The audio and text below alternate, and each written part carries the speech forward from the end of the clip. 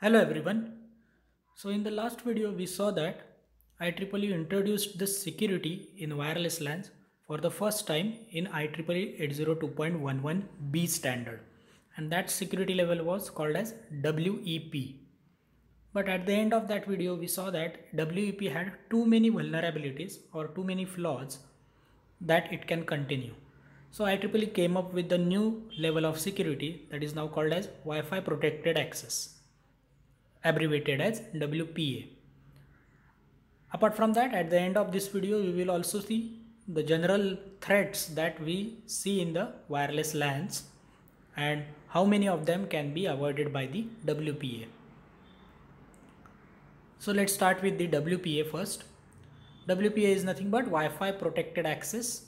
It is the level of security offered by the Wi-Fi Alliance Forum, which reacted to the vulnerabilities of WEP by offering software enhancements called as this word WPA. So WPA is nothing but only a software enhancement. So you don't need to change your access points or mobile device in order to implement the WPA level of security. That is important. So the goal of this WPA specification was to remove vulnerabilities in the WEP. The additional goal was to make it compatible for the future standard, which was IEEE 802.11i. Okay, so this WEP is the first level which was modified to WPA and which will be eventually modified to 802.11i. This 802.11i was also called as a WPA2, which was further improved. This 802.11i was further improved to WPA3 also. But staying up with our scope of syllabus, we will see only WPA. We are not going to check these two. Okay. So the WPA is a interim standard, as we have just seen, and it was projected to be compatible with the WPA2, that is 802.11i. However, 802.11i has specified a completely different encryption algorithm, which is AES, which you might have studied in the system security or any network security or software security related subject, advanced encryption scheme, AES algorithm from WPA. So WPA used RC4. WEP also used RC4, but WPA2, that is 802.11i, used AES algorithm for encryption. So that is the main difference between the three standards. WEP and WPA used RC4 for encryption, whereas WPA2 used the AES algorithm. So because of this change in encryption algorithm, that created a interoperability problem between the WPA and WPA2. But still there are so many commonalities, such as the process of authentication. Okay, so you will see each and every one of them, authentication and encryption. So let's summarize the whole discussion right now, what we have made. Wi-Fi protected access is nothing but WPA. It's a software modification to the existing WEP. Now which functions are new in WPA? First is a key mixing function to regenerate a per packet key. Now per packet key will be new or fresh one. In WP also it used to be fresh one, but here the change is different shared secret key. That is a change from the WEP. Apart from that, a new sequence number is added to protect against the replay attacks. One of the flaw of the WEP was secret key was same and initialization vector was predictable because it was too short, 24-bit. So replay attack was easily forced onto the communication. So that can be avoided by using a sequence number. Now we will see how IVs are modified now. This sequence number is related to initialization vector. So how IVs are modified now to provide protection against the replay attacks.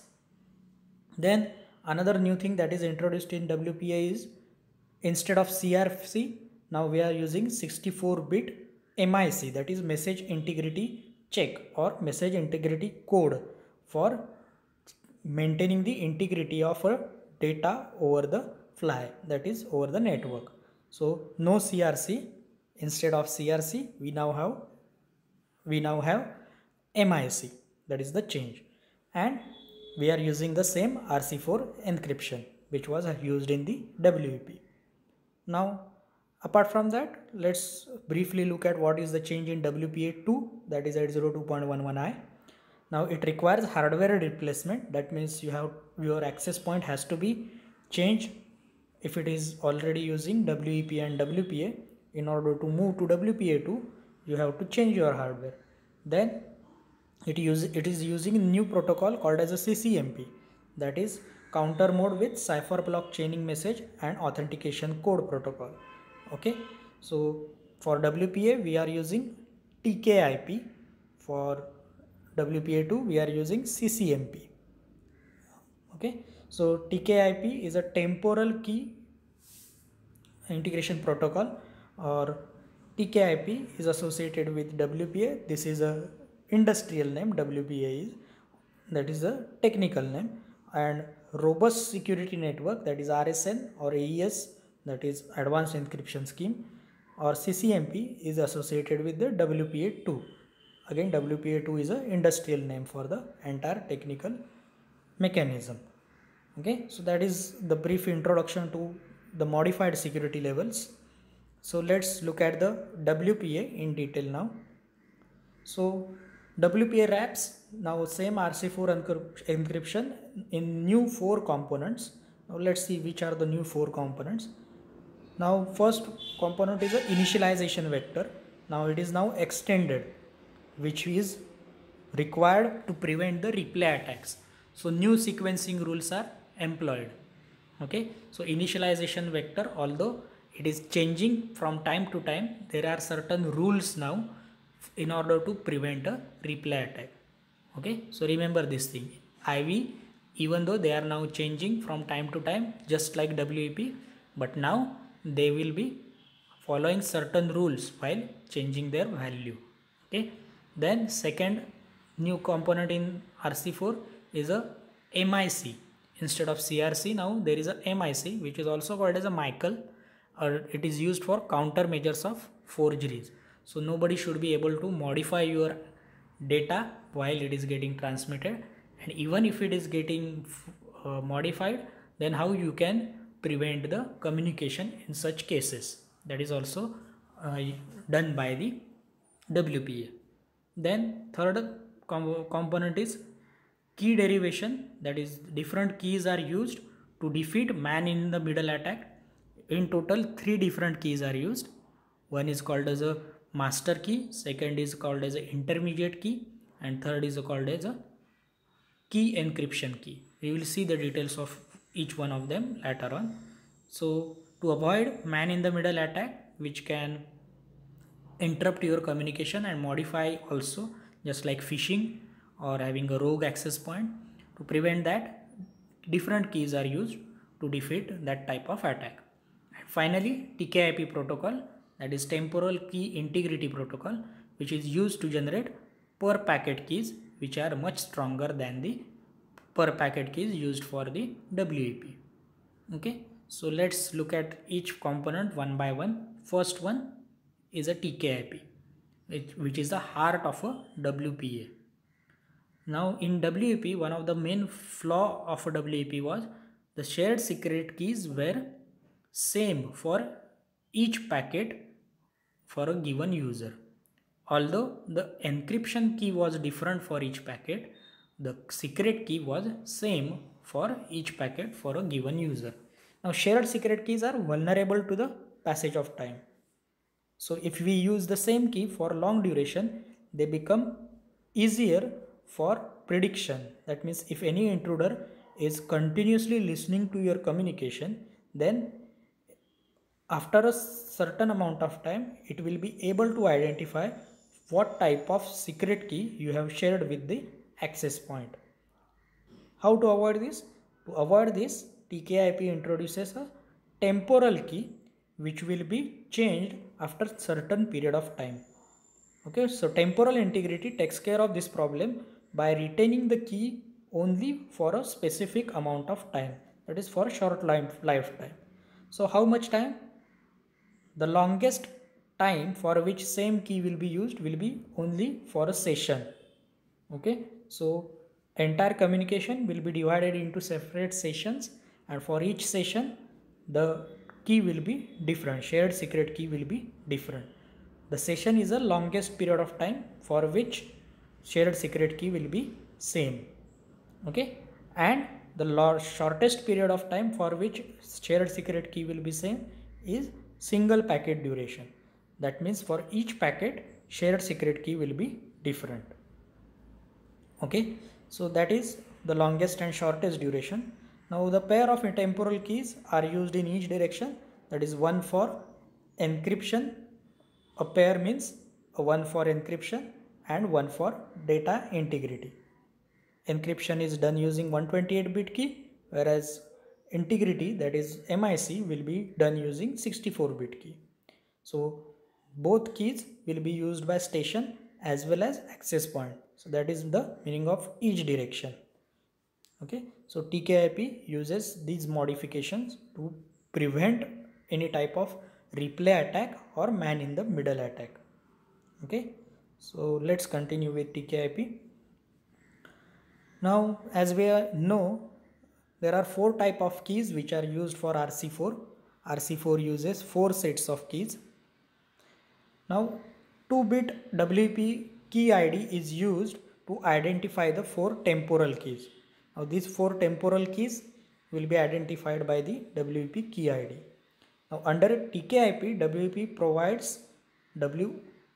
provides 4 main additions to WP, which we have just seen. First one is a MIC, a sequence number, which is nothing but your IV, initialization vector, a key remixing function, which is to decorrelate IVs from weak keys, and rekeying algorithm to regenerate keys. So these two things we have not yet seen. What is the meaning of that? Now, initialization vector will have a sequence number associated with it, so that replay attack can be avoided. Now, key remixing function is to decorrelate IVs from weak keys. Okay. Now, when all the initialization vectors are achieved, that means 2 raised to 24. Once this quota is full, you have to reuse the initialization vectors. So that creates a weakness in keys. So to avoid this weakness, a key remixing function is used. Okay, so that's the meaning of this statement. Then rekeying algorithm. Now rekeying algorithm is used for regenerating the keys.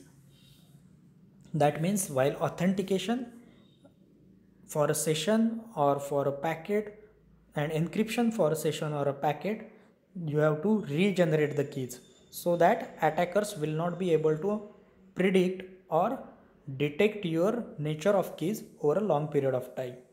Okay, so same key will not be used for longer period. For that reason, we have to regenerate the keys from time to time, and that regeneration is done by rekeying algorithm. Okay, for that WPA recommends a special server called as an authentication server, which is implemented for an enterprise network. That means for a company or industry, it can manage an authentication server. If you are a home network, or you are in a home network or a smaller network, then no need of authentication server. It can still be able to generate new keys using this rekeying algorithm. So that we will see later on. So let's first focus on the MIC. Now Michael, or message integrity code or message integrity check, is a similar to digital signature verification using hash algorithm. Now in system security or software security, you might have studied hash algorithms, which is nothing but creating a hash value for a given data, which is of very short in size compared to the actual large size data. That is nothing but your digital signature, which is transmitted along with your data.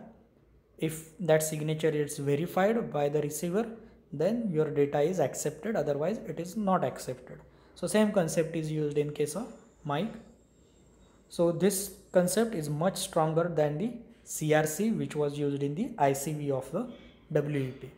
So CRC was too weak for maintaining the integrity, so that is improved or modified by using hash algorithms to generate MIC to maintain the integrity of a data. So what does MIC do? MIC uses 64-bit key and a tagging function. This tagging function is used with simple logical iteration to generate a tag.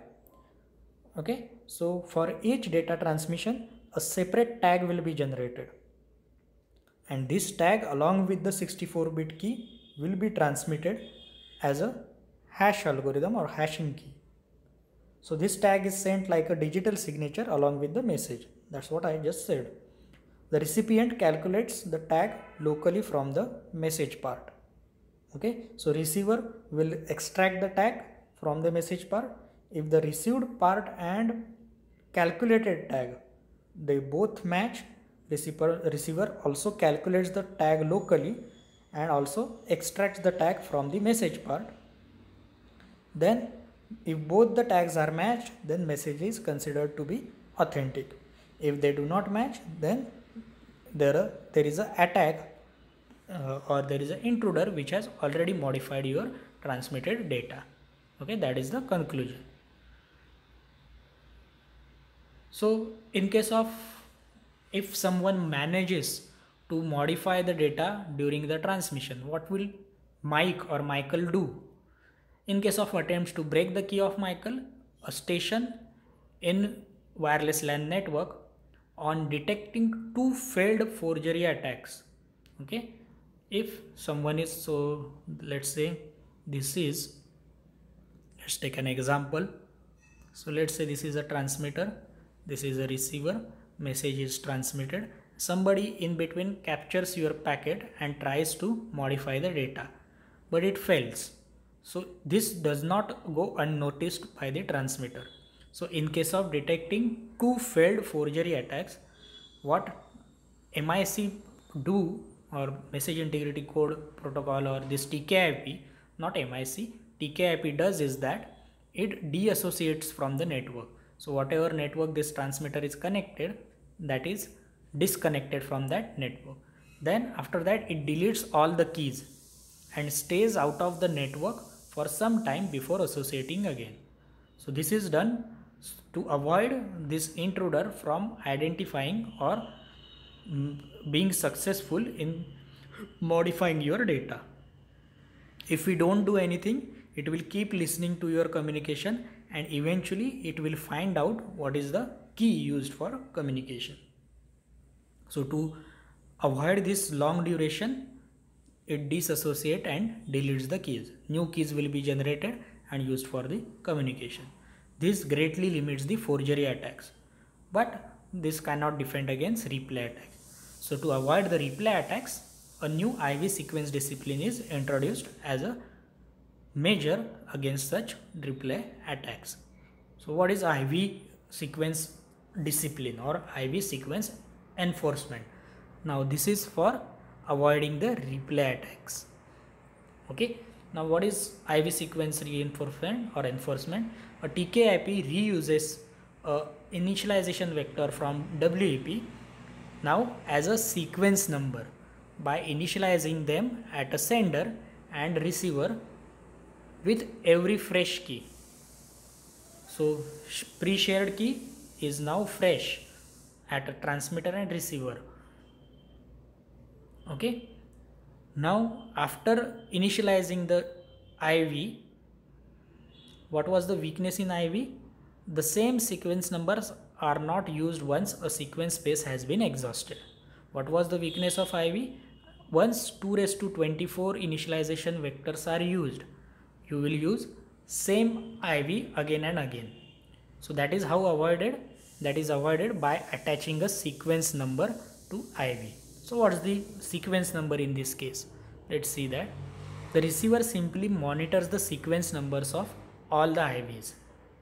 Okay, as long as IV are in ascending order, they are acceptable.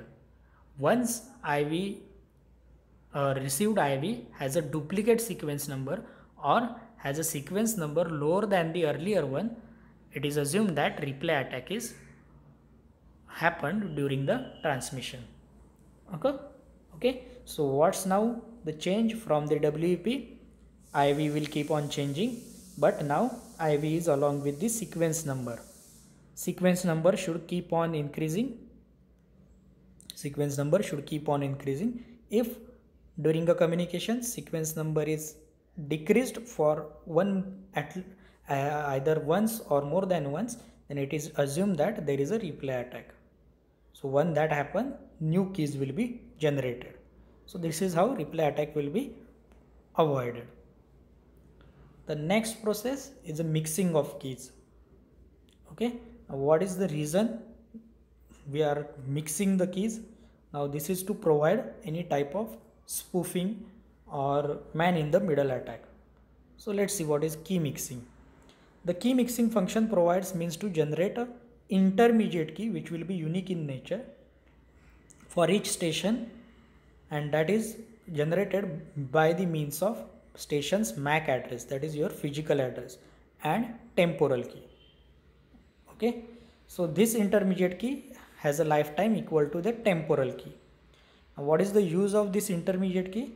This intermediate key is used to encrypt the packet sequence number.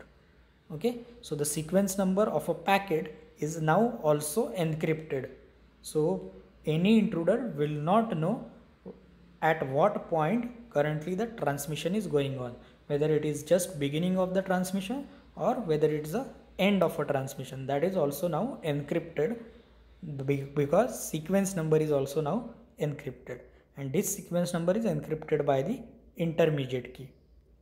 Okay, so this intermediate key is used to generate a 128-bit per packet encryption key. Okay, so WEP based concatenation of per packet key and IV is avoided by masking the portion of IV, thus saving RC4 weak key problem. So if you recall, let's recall what happened in the WEP. We saw that initialization vector and shared key, these were concatenated and given to the pseudo random number generator. That's what happened in the WEP. Now IV is associated with now sequence number.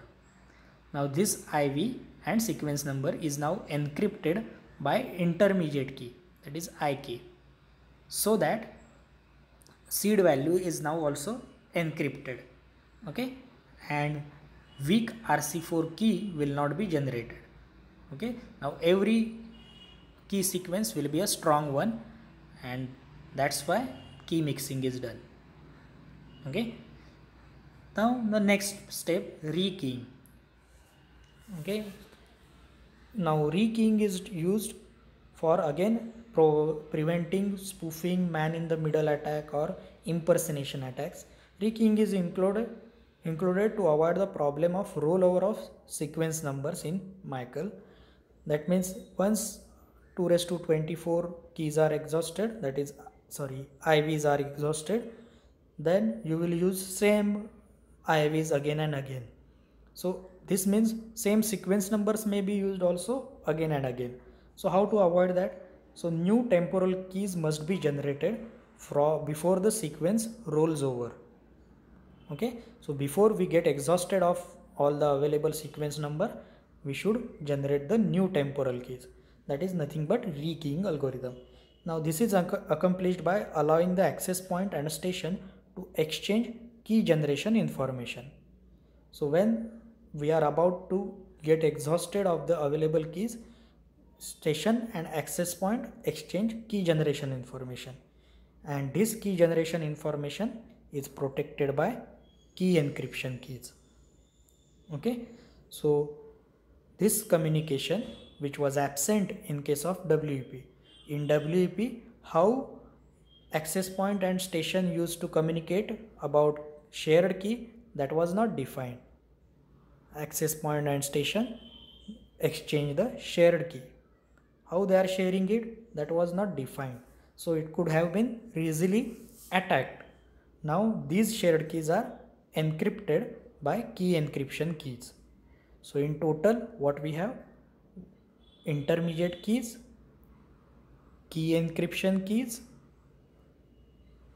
That's what we have seen till now. Now let's see whether there are temporal keys. Temporal keys is also seen: encryption key. These are the three different keys that we have seen till now. So the key keys are pushed onto the access point and wireless station by authentication server. So who are distributing these keys? A authentication server. Okay, that was absent in the WP. The authentication server and AP, being on wired network already, have a trust relation. So authentication server is connected to several APs, and this is a wired connection. Okay, so they trust each other. Also, they share a key to maintain that trust. A key is needed to complement a similar level of trust. That is, to maintain the trust, a key is exchanged between AS and AP, and this is called as a master key. So master key has to be shared between AS and AP. Also, this master key is shared with the station to maintain the trust between AS and AP. Okay, so now one more key is added, that is master key. So how many keys now? Forget about temporal key, that is at the station. Between AP, master key, this is for authentication server. Again, towards the intermediate, towards the station, intermediate keys will be required. But for AP to AS, what is required? Master key, key encryption key, that will be required for access point to authentication server. Okay, so let's see now the encapsulation process, and you will see here how all the keys are used at different levels of encapsulation process. The above four functions and algorithm result in the secure encapsulation of a data that is shown in figure that we will see in the next slide. MIC is added to the MSDU. Now, MSDU is the entire data which will be fragmented later on, because data might be large one. So MIC is added to entire data, not individual fragment of a data. Okay, following which fragmentation function is invoked. Okay, each fragment thus gets its own sequence number. So MSDU is a summation of MPDUs. MPDUs are nothing but fragments of the total data. MSDU stands for Message Service Data Unit, and MPDUs are Message Packet Data Units. Packets are fragments of a service data units. Okay, the result of a phase 2 mixing in the per packet key represented as WEP-IV, that is initialization vector, and a base key. So let's see first the diagram, that will be more explanatory than just a discussion. The rest is encrypted following the original WEP, thus encrypting data as well as integrity vectors, now ICV and MIC.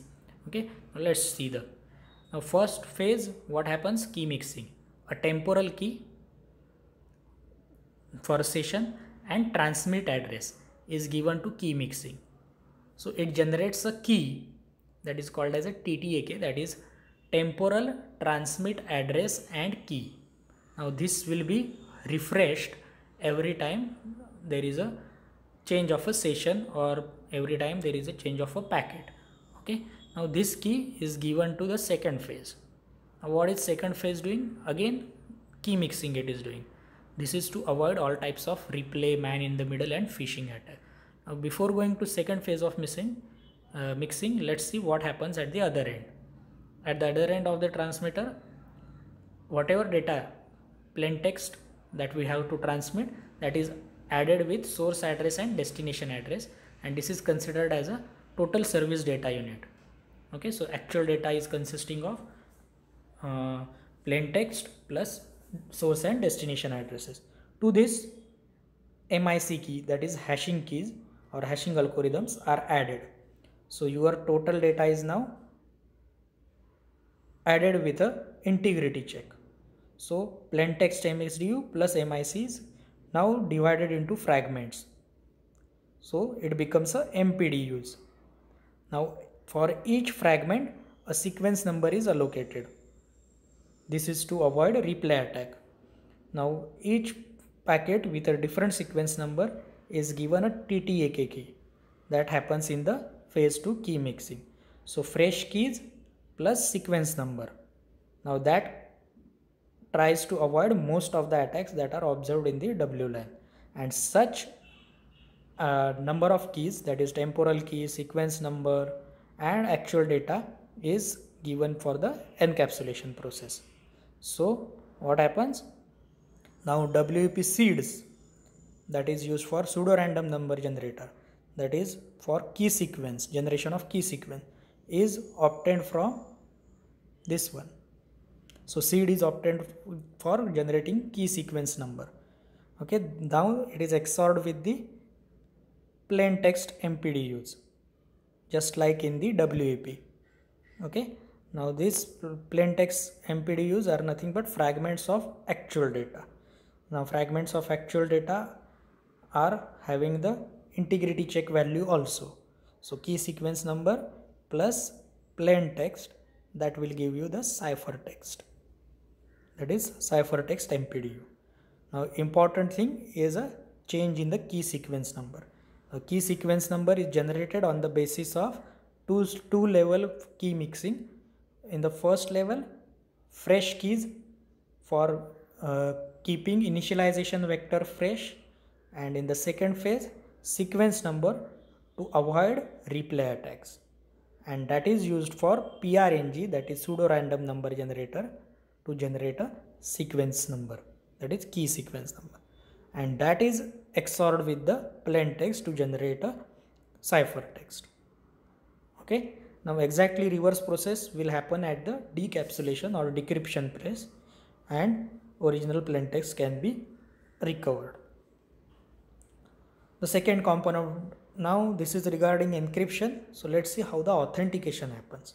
The second component of 802.11 is, or WPA is 802.1x based authentication. Now this takes care of a weak authentication in the original WEP. This was one way. In WEP, the authentication was one way. Access point used to authenticate the user, but user doesn't know whether access point is original one or fake one. So two-way authentication is maintained by the 802.1x based authentication method. So what are the modifications? WPA provides two choices of authentication. One is server based, that is using a radius protocol. Radius, we will see what is the radius. That means authentication server, that just we have discussed, will distribute different keys like master key, key encryption key, that we have discussed. Now that play important role in the authentication, whereas intermediate keys, temporal keys, sequence number, these are in encryption. Okay, so remember this thing: master key, key encryption key, that is for authentication, and other keys are for encryption. The second type of authentication is password based, which is used in the home network. Okay, which is also called as a pre-shared key authentication, because in the home network you don't need a higher level of security, but in commercial networks or enterprise networks you require a higher level security. So let's first see what is radius based authentication. Radius stands for remote access dial-in user service. In this infrastructure, a trusted relationship exists between access point and a server. This radius server is nothing but your authentication server. Okay, the server and station use the master key to have an authentication relation. So using this master key, authentication can be done. So this master key is maintained by radius server and distributed by radius server to all the access point within the network. Okay, and using this master key, authentication can be done. Once the station has been authenticated, TKIP distributes key encryption keys to be used to generate the temporal keys by the station and access point. So whatever temporal keys that are used in case of encryption, those are refreshed. How they are regenerated or refreshed? So that information is exchanged by a key exchange information, and that is protected by key, that is key encrypted keys. Okay, so that is the meaning, and these key encrypted keys are shared by the access point, which are authorized by the authentication server. So you can see there is a multi-level security provided in this case. This mechanism is applicable to only enterprise network, which can afford to have a separate server for key distribution. So job of that server is to distribute the keys. Okay, so key encryption keys are used for encrypting the information which is shared with the station by access point in order to regenerate the temporal keys. Okay, so to regenerate the temporal keys, an information must be coming from access point, and that information should be encrypted, and that is encrypted by key encryption keys. These key encryption keys are distributed by authentication server to all the access point. Okay, so this is very important. Then second type of authentication is pre-shared key authentication. It is for home and small business where it does not require any kind of server. Access point and stations are configured with secured password that is used to generate the pre-shared keys. So again, temporal keys will be refreshed, regenerated, but now responsibility lies with the access point. The information exchanged is not encrypted, is encrypted by key keys, that is key encryption keys, but these are generated by access point. Okay, no authentication server. Mutual authentication is performed using ESK. Key is derived from the user credentials that have been entered in the AP. Okay, so key encryption key is derived from the credentials that have been entered in the access point. So this is regarding WPA. Now let's briefly look at what are the threats that we see in the wireless LAN several times.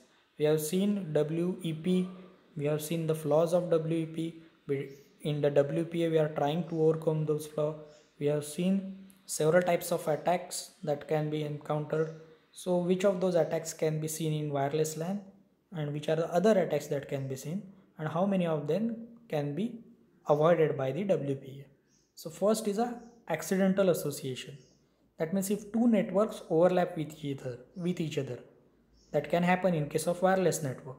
So sometimes if they are not using any security like WEP or WPA, one user may get connected to other network unintentionally. If it is open system authentication, that can happen. So this can be easily avoided by the WEP or WPA. So both WEP and WPA are able to avoid this kind of unintentional attacks. Then second is a malicious association. Sometimes malicious access points, specifically in the free public Wi-Fi, can steal passwords. So let's say rogue AP or a fake access point provides a service in the network. So if you connect to that, it may happen that it can steal your passwords. Now that can be avoided by WPA. Okay, and WP also, because now some sort of security will be provided. So first two are pretty basic attacks that can be easily avoided. Then third one is avoiding eavesdropping, non-traditional networks like a Bluetooth. Using Bluetooth you can eavesdrop the Wi-Fi communication. Now how that is possible? If you remember, WLAN standard uses 2.4 gigahertz ISM band. So Bluetooth also falls in this category, and Wi-Fi is also falling in this category. So if both are using same frequency band, it is easier to eavesdrop using a Bluetooth. Now that can be avoided again using WEP and WPA. Next one is a MAC spoofing. Now spoofing means imitating somebody else's identity. So copying someone else's MAC address or changing it to match the privileged computer, that can be done, but this will be done in order to listen to the communications and possibly modify the communication. So that can be avoided by the WPA also, because back spoofing will work only once. The next time the temporal keys are changed, the spoofed computer or spoof station will not be able to communicate. Okay. Then the next address is phishing. Next attack is phishing. Now we all know what phishing is. That is nothing but man in the middle attack, where some fake access point or fake station which appears to be providing a service receives sends you request for communication and steal your data. Again, that can be avoided by WPA. Okay, that man in the middle can be access point also, not only a station. So that is called as a rogue AP. Using rogue access point between user and actual access point, a communication can be hijacked. Again, it can be avoided by WPA. Then denial of service attack, that is keeping the media busy using sending repetitive packets, maybe same packets or useless packets which are not part of a communication. Now that can be avoided. One part of that can be avoided, that is replay attack can be avoided using WPA. But other types of DOS attacks cannot be avoided. Okay, that is also still to be addressed. So denial of service attack or DDoS attacks are not entirely avoided. Then network injection, that means spoof routing messages, that means spoofing the actual sequence number of a messages, and after modifying the message using the same sequence number to deliver to destination. That can happen. Now this is still to be avoided. Then the last one is evil twin attack, which is nothing but rogue AP. Fraud access points advertise same network SSID. So when you come to a new network, you are searching for access point. So if there is any fraud access point which is advertising the same network SSID, then you get connected to the wrong access point and your data can be stolen. So that can be avoided again by the WPA. So these are some of the general threats that we have seen. Now the next level of this one is a WPA 2, which is 802.11i, but that is not part of our syllabus. So we will finish our security levels in wireless LAN at this point, and that's all for today. Thank you.